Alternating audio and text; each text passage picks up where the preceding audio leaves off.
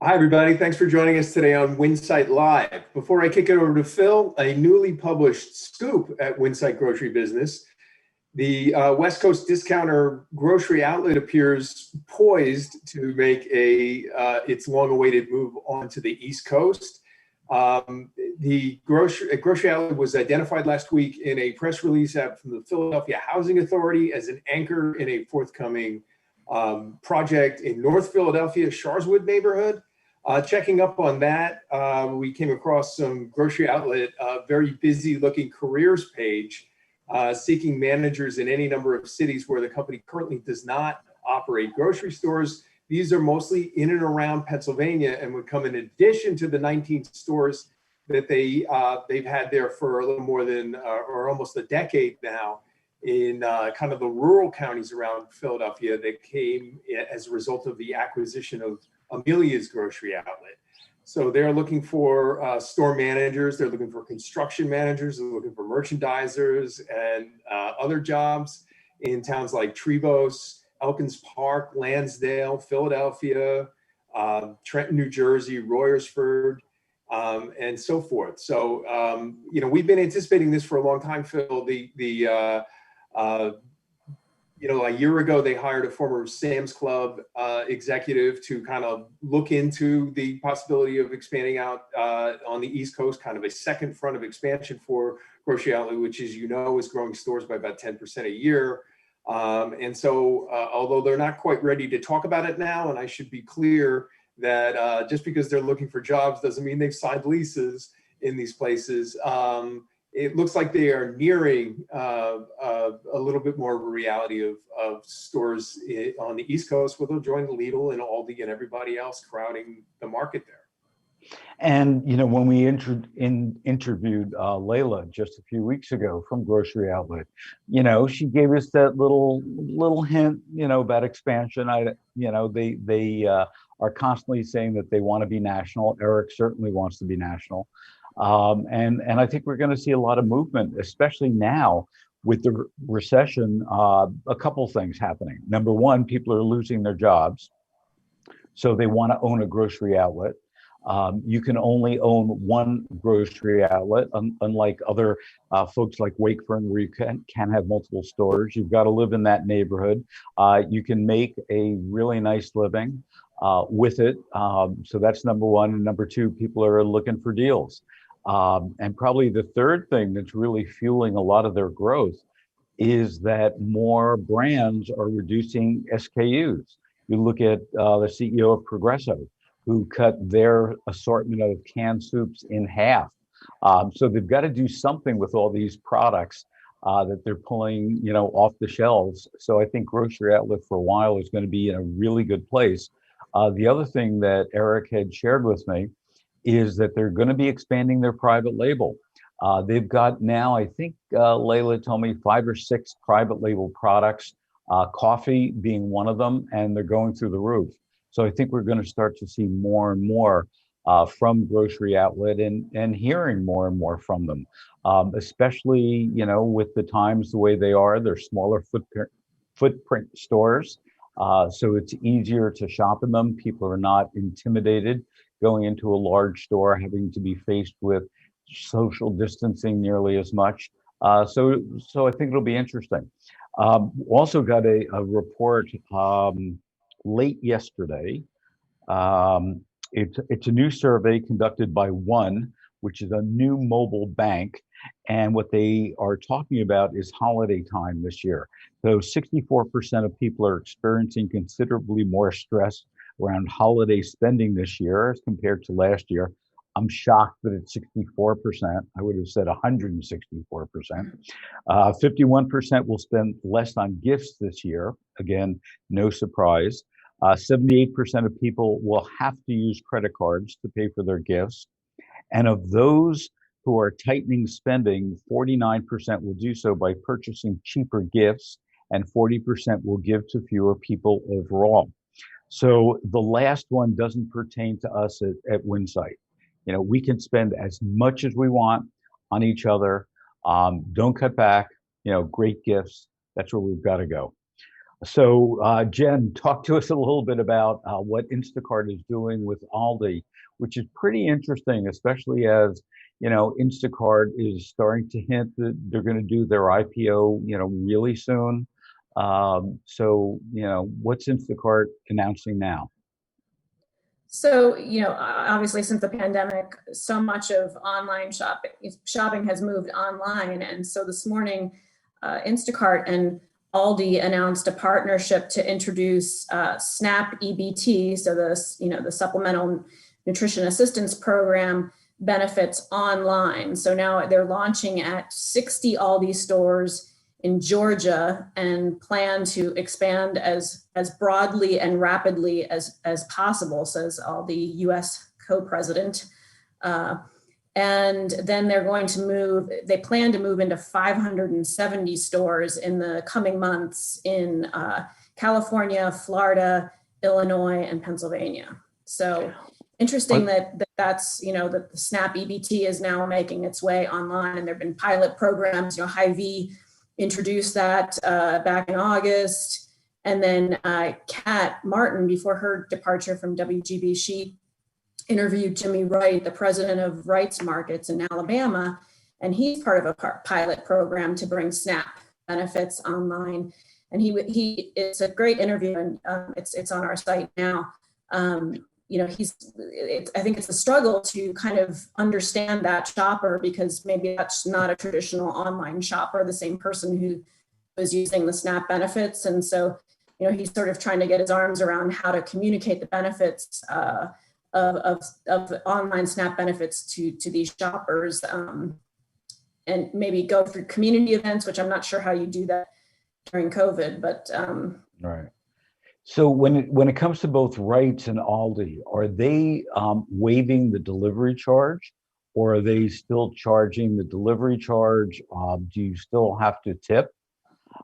Because for somebody that's on SNAP, every nickel counts, and if you're forced to tip and you have to pay a delivery charge, it might just not be feasible. Yeah, I believe that those charges are, those fees are still there, and I'm not sure how that piece works. That's a great point. Yeah. So if we take a look, Brett, at 7-Eleven, and you are our 7-Eleven expert, what's going on there? So a couple weeks back, 11 or more than a couple weeks back, I guess it's in the beginning of September already. Time flies. 7-Eleven and Instacart formed a partnership, and 7-Eleven became Instacart's first convenience store partner. So since then, now 7-Eleven just broke news that they've brought on Uber Eats and Grubhub to their portfolio as well. So that now makes the 7 total delivery services that offer 7-Eleven products. The others besides Instacart are Postmates, DoorDash, Google Food Order, which I've never even heard of, and then a service called Favor, which is only in Texas.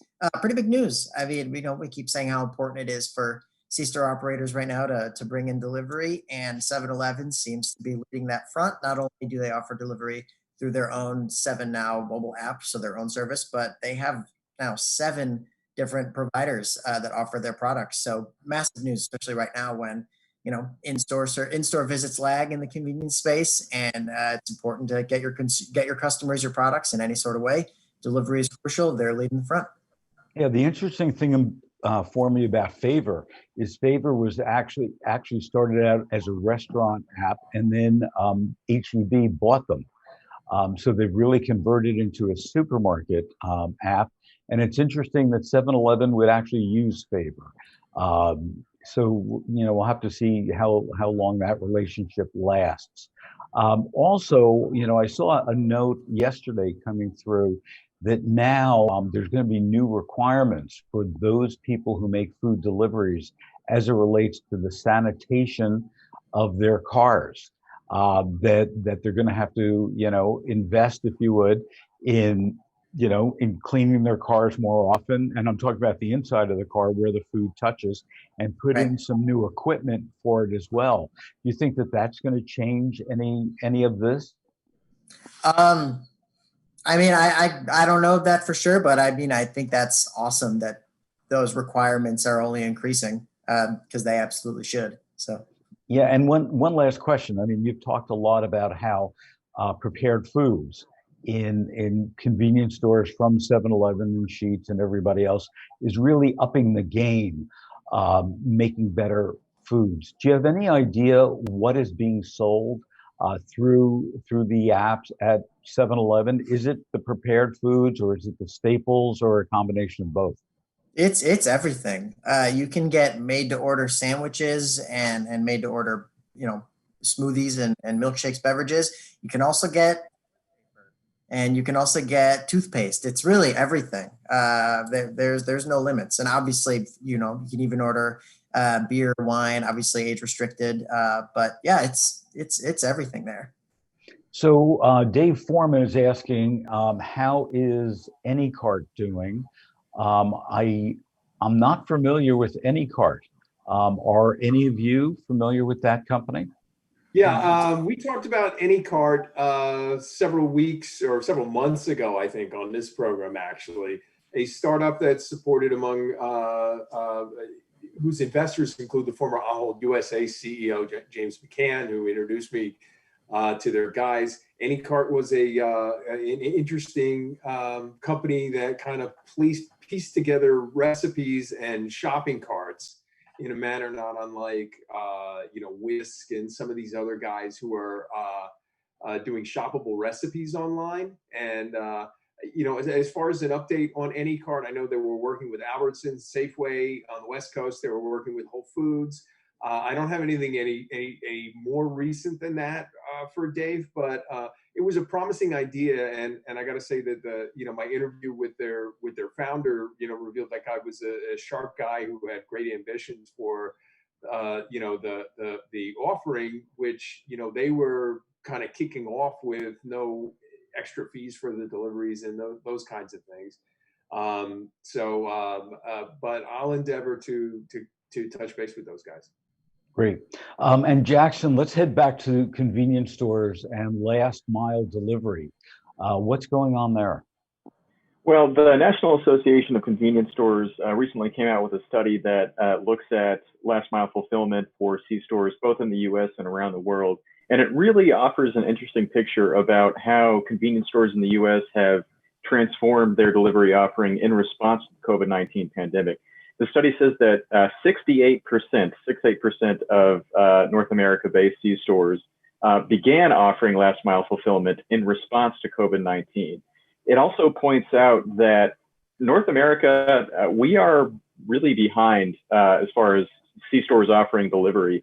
46% of C-stores here in this region offer last mile fulfillment, whereas in Europe, 85% of convenience stores do the same. And in Australia, 91% of C-stores offer this. So it's really amazing how the pandemic has sort of pushed convenience stores here forward on this front. It's also interesting that, especially with the news that Brett shared about 7-Eleven and adopting Uber Eats and others, it seems like the vast majority, about 48% of North American C-stores, they use their own staff to make these deliveries. And then the number 2 provider is DoorDash, surprisingly, at 33%.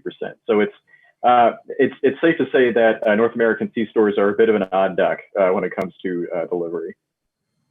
And Jen, when we take a look, it was just a week or 2 weeks ago that we were talking about, Southeastern Grocers doing an IPO. Any update on that? I'm going to pass that to John because he's our IPO expert. He's been tracking that story a lot more closely than I have. The details came out this week in a S1 stock registration statement that they filed confidentially. Word got out, and now publicly. This is a document that would normally spell out how many shares are going to get sold and these other details. Now those little blanks in the form aren't filled out yet, so we don't know how soon that'll be and how much money they intend to raise. And it's really their owners that are going to sort of benefit out of this as a sort of way to spin it off. But in order to do this, they have to kind of spin a narrative that says, this is why you Mr. Institutional Investor or Main Street, investor should invest in us. And, they make a case behind a couple of things. One, a transformation program that is bearing fruit. It's been a long and gradual process, but they've gone from 3.6% comp store sales decreases at the point that they started it to a 0.4% increase in the last fiscal year. And since COVID, I don't have the numbers at the top of my head here, but pretty good, outstanding numbers, as a lot of traditional grocery stores have seen since the COVID situation happened. Positioning in Florida, where the incomes are good, the population is growing, is an important part of that as well. Good results out of their store renovation program, which has gone on through most of the chain at this point and is still continuing. And so, that's sort of the case they laid out, and we'll see, what the market's appetite is for that as things go on, and a little bit more detail about who exactly are selling these shares in Winn-Dixie and, for what price. And Jen, I read your story, and I find it fascinating that we're finally seeing a grocer, a retailer, doing something significant as it relates to COVID-19. Tell us about that. Yeah, so Lidl just came out and said that it's installing hospital-grade ventilation systems in all US stores by the end of the year. And I thought that was really interesting. I'm kind of surprised that they seem to be the first to do that, and why, why that wasn't thought of earlier in the pandemic. It seems like a great idea. Well, one of the things that I've heard, not about supermarkets in particular, but office buildings and so on. In fact, in the office building that we're located, there was a floor that was empty, and the company that wanted to move in said to the landlord, the only way that we will sign a lease is if you put in one of these new kind of ventilation systems. I don't know where that stands right now. I hope that they do that. But I was surprised too that it's Lidl that's doing it. Do you expect that there's going to be a lot of other grocers who follow suit? I would think that I guess it depends on, now as we get closer, hopefully, to a vaccine. I don't know. I mean, maybe people will be hesitant to make that investment, and I don't know what that costs or what's involved to do that. But certainly, the reports from the airline industry have been encouraging with their ventilation systems, and I don't know, if everybody believes that that's the validity of those reports. But I mean, that you could be sitting next to someone and you're okay because of the ventilation system. I mean, it's compelling, and I guess there's also this concern that even if we, when we beat COVID-19, that we don't know what's around the corner. And so maybe, these kind of ventilation systems are a good idea just for, the world that we live in now. Yeah, I agree. I think that, if I had a choice of two stores and one had put in this ventilation system and the other one didn't, I would go to the one with the ventilation system. I don't want to screw around. And John, I'm sorry, you're going to say something? I was just going to add a quick point. For Lidl in particular, because I know I've been in touch with their folks about sort of how they're dealing with COVID over this time period, and the idea that they need to be perceived as a super safe place to shop is almost more important for them than it is maybe for a grocery store that has 1 million items and is a little bit more in the mainstream. So some of these specialty guys or the discounters, the guys with limited assortments and so forth, you're saying, well, look, there's a pandemic going on, store shelves are empty, why go to a store that's only got 4,000 items in the store and the shelves are empty when I can go to a store with 60,000 items in the stores? So, and beyond, of course, keeping employees and shoppers safe, obviously, is the goal of all grocers. But I really think that to some of the specialty stores, really putting out this message that they are very much ahead of the safety, concerns in COVID is almost more important, or especially important for them. Yeah, I think it's a brilliant idea. So Jen, why don't you wrap us up with some good news? Absolutely. So Stop and Shop, they have a restore a reduced emissions fuel program that they launched last year. And they're doing something cool with that this year with Feeding America reporting, that the pandemic has created a terrible situation with food insecure, and it's millions of Americans who are at risk. So they've come up with a program tied to Restore. They have 105 fuel stations. So every time you fill up there, they're doing things to offset the carbon emissions. And then in advance of the holiday season, they're going to be making a total of $50,000 donation to food pantries and soup kitchens. So each of those will get $10,000 each. And then in addition to that, the program will also offset any carbon emissions from those 5 pantries and soup kitchens, so that they'll be at a carbon neutral level. That's great because, everybody, talks about being carbon neutral, or actually, farmers wanting to make money off of selling carbon or reducing carbon. But I think it's really a difficult situation for the average consumer to understand when we talk about carbon, when we talk about emissions, when we talk about methane gas coming from cows and things like that. What we probably should do is get one of these science experts to talk to us about carbon and bring them on the air. That's a great idea. It's a great idea, Phil. And Stop and Shop belong to Aldi's. Aldi's has made a really important aspect of community environment concerns as part of their business strategy. Yeah. And Jackson and Brett, before we leave it, do you know anything that NEC stores are doing as it relates to carbon, especially with all their fuel pumps? I think, Brett, didn't you talk about that a few weeks ago? I don't remember if I did, to be honest. I do know, and maybe Jackson can help me, but I know that C-stores, some chains at least, are looking to reduce their carbon footprint for sure. Some are. Sheets has done some work with installing solar panels and other ways of cutting down. It's a bit of a difficult conversation having a business that sort of depends on the release of carbon emissions. However, I think that the recent moves out of the governor's office in California and similar moves from New Jersey and Oregon to set these zero emission goals, in addition to legislation that was just put up this week in both the Senate and the House to go to cease selling new gas-powered vehicles by 2035. I think we're going to be seeing a lot of other regulations like this in the future, and obviously this is going to have a huge effect on what sort of offer C-stores are going to have when it comes to fuel in the future. So, ready or not, the change is coming. Yep. And we're going to have a special Winsight Live carbon feature coming up. Can't give you the date because we don't know who we're going to have yet, but stay tuned for that.